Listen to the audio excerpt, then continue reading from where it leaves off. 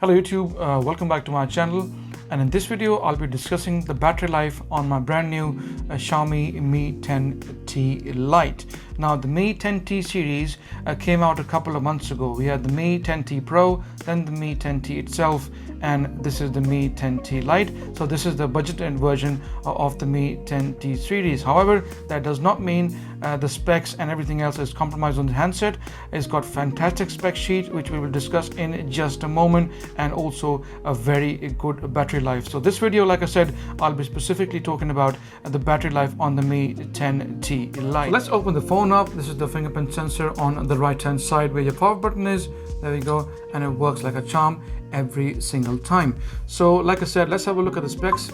Into settings, then into about phone, and here you can see it says a MIUI version, a global version 12.0.6. This is the one which is being installed in this phone. Also there's an update which I haven't installed just yet because it recently got updated with another update which I also did just a few weeks ago. The phone has got a total of 64 gig of memory, which is sufficient for the average user. However, there is a 128 gig variant in it as well, should you wish to, because the phone comes with a memory card expansion. So for most people that shouldn't be much of a problem. Also going further down, it's got Android 10 as we speak. Hopefully at some point they will update it with Android 11, which is expected at some point this year. Also security patch level quite updated as well, but I'm sure with this update in the back end, this will also be updated to Jan or February for this year. So going into all specs,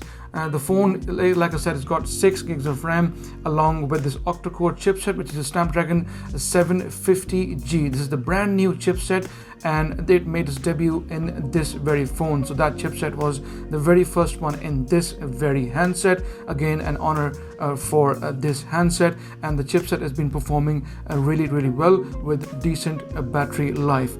Okay, so now without wasting any more time, let's quickly get started. In my typical fashion, let's get into gallery and see what I've been collecting over the last few weeks, ever since I had the phone. In fact, it's been a few months, and I do apologize in advance. It took me a while to get this video up, guys. I've been very busy, and also I wasn't feeling that well in the last 1 month or so. Okay, so the first screenshot here, you can see Wi-Fi being used fully. The phone was awake, screen on time, everything else. So I was using the phone for YouTubing. Lots of camera was being used, Outlook, emails, social media. I will zoom it a bit more so you guys can see. Lots of Instagramming and lots of emailing, especially also camera usage and everything else. Like most of you know me already, I'm a very heavy user of the phone.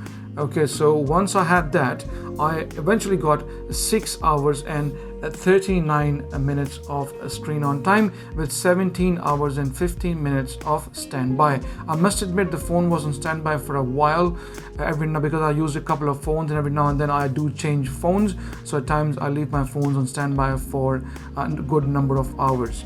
Okay, so further down here, this was the standby time during night time, and see how much the battery was drained. For some reason, when I take screenshots, it doesn't take the screenshot of the full screen. Specifically when I'm taking screenshots of the standby time from the home screen, I don't understand why is that, but I'll have to zoom it in a little bit to make you see what the battery was. The battery was, as you can see, 34% at 1:10 in the morning on Thursday.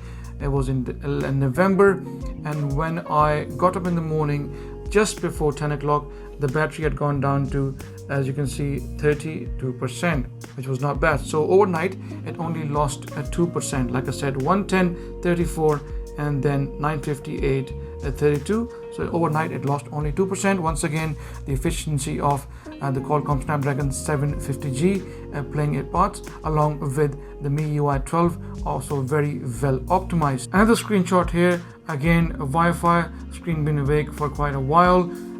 YouTubing, Instagramming, social media, camera, bits and bob, emails as well, everything along, as you can see here. Facebook installing a few apps.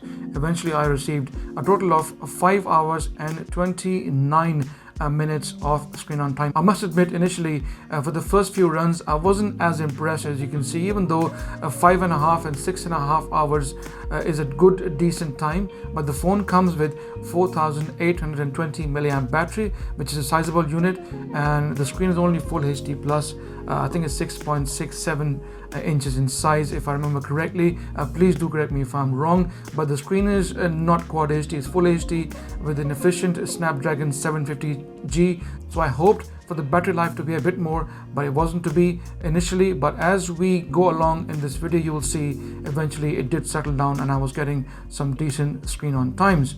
Okay, again here, same as from before. Another screenshot. You can see lots of Instagramming using Chrome for web browsing, YouTube, Twitter, LinkedIn, using also Amazon Alexa. And by the way, the phone's Bluetooth was non-stop on all this time. I had my Honor watch connected to it pretty much 24/7, so that also plays obviously its role in draining the battery out. And eventually I was able to achieve 4 hours and 51 minutes of screen on time. Here, like I said, initially for the first few days there was a bit of fluctuation in the screen on time, but as the phone settled down and a couple of updates did make some difference to the screen on time. Again, another screenshot. Using a lot of Google Drive, I was uploading stuff, videos, documents and stuff on it, so I was there for a good number of hours, as you can see. Then again, YouTubing, WhatsApping, browsing, making a lot of phone calls. In the end, I was able to achieve 6 hours and 39 minutes of screen on time. Once again, this was decent screen on time. The phone, don't get me wrong, despite having these kind of screen on time, which are way more above average than the class of these phones, but it does last you a day and is not that much of a problem.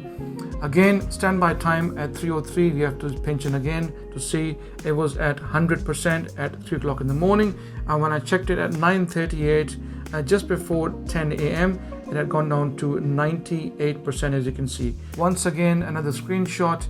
Here you can see Instagramming, YouTubing, social media, emails, Twitter, WhatsApp, and I was able to achieve here 7 hours and 16 minutes. And like I said, as time went on, the phone did settle. So if you got this handset brand new and if you're worried about the battery life, don't be. Let the phone settle down, have a couple of updates which Xiaomi will send as soon as you switch the phone on, and then hopefully in a week or 2 weeks time you will get some very good battery stats from this phone.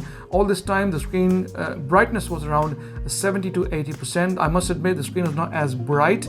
However, if it goes to 70 to 80%, it does tend to get bright because it's an LCD panel and not an OLED panel. So 7 hours and 16 minutes of screen on time. Okay, here, like I said, eventually an update came. By the way, on MIUI 11, those battery stats were decent, but not as good. It did settle down, like I said, eventually in the end, but I think MIUI 12 is a much better, smoother, efficient and battery oriented version. So here I received the MIUI version 12 on the phone eventually, and like I said, my Bluetooth was pretty much on 24/7 all the time. Once again, another screenshot, lots of standby here, and didn't use the phone as much in here, and eventually I was able to achieve a total of, you can see, 30 minutes of Instagramming here, just over an hour of Chroming, and then an hour and a half of Outlook.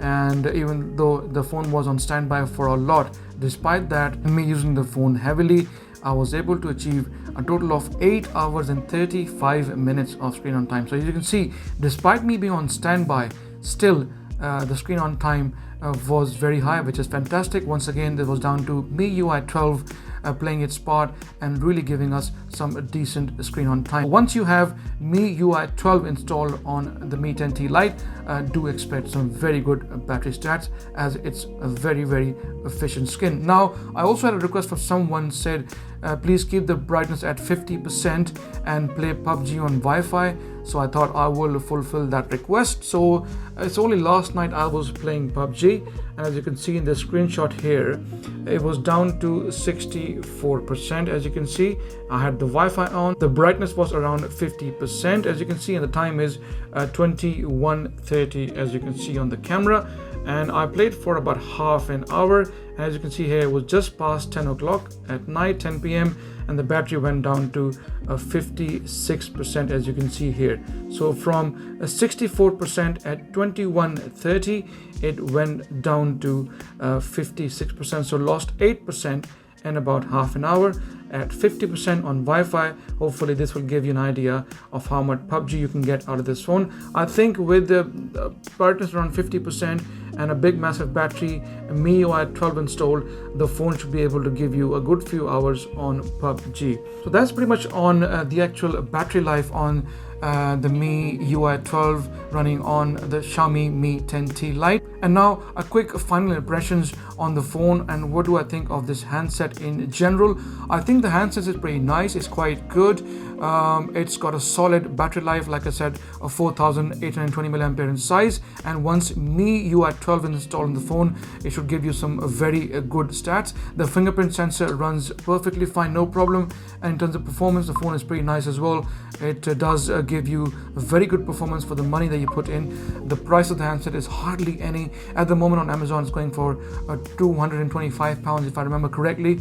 But all in all, very good handset. You don't have to go for the 128 gig version if your usage is very basic. However, if you are the kind of person who likes to save a lot of films, a lot of gaming and heavy use, I would suggest going for the 128 gig version instead of 64. But like I said, if you're a basic user, 64 GB should be more than enough. The screen does get a lot brighter once it goes past 70 and 80%, as you can see here. So it does get bright, but it's not AMOLED bright or OLED bright, but it's LCD bright. So please do keep that in mind. The cameras are decent as well, not bad.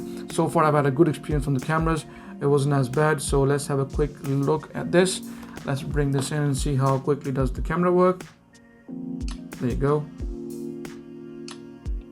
So let's leave the focusing bit as well. So you see it focuses quite nicely. Despite being a budget handset, it can still focus very, very nicely, as you can see, guys. So the camera is decent, not bad. It's not Galaxy fast and it's not iPhone fast, but for the money what you pay and for the budget that it's in, I think the phone is fantastic with good, decent performance, both on camera and everything else. So that's the picture we took. Let's zoom it in and you can even see the dust on the case. Look at that, guys. So the camera is quite decent, and like I said, for the budget, you can't go wrong. But all in all, handset is good. Like I said, good performance, good decent set of cameras. The only con, if I was to talk about to you guys, would probably be the weight of the phone. The phone is around, I think, 215 grams in weight, and that's the one con I saw using this phone throughout the last couple of months. It's quite heavy. For those people who like big phones and big screens, it's not going to be a problem. You will love the phone. But for those who don't like big phones, and to you, weight and width of the phone does matter, I think you'll not be comfortable using the phone, especially if you're using for a long period of time, say for 2-3 hours. Eventually you will feel the phone being heavy.